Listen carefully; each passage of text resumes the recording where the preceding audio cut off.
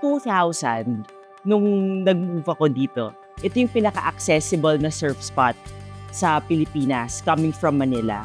Tapos, very welcoming yung locals. Of course.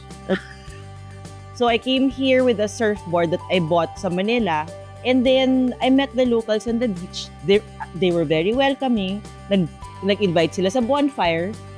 Pumunta ako doon. Tapos doon ko na na-meet si Tisoy.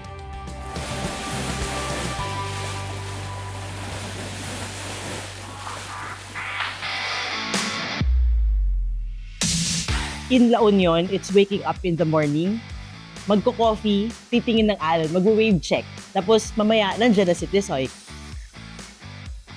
Pinakala po sa kanya, marunong siya sa buhay. Hindi dati-dati yung parang wala lang, gano'n na parang surf. Ayun, magluluto na sa bahay. Yan, masarap yung food. Ang love ko talaga sa kanya is very resilient, very adaptable. Yung willing siya mag-learn something new.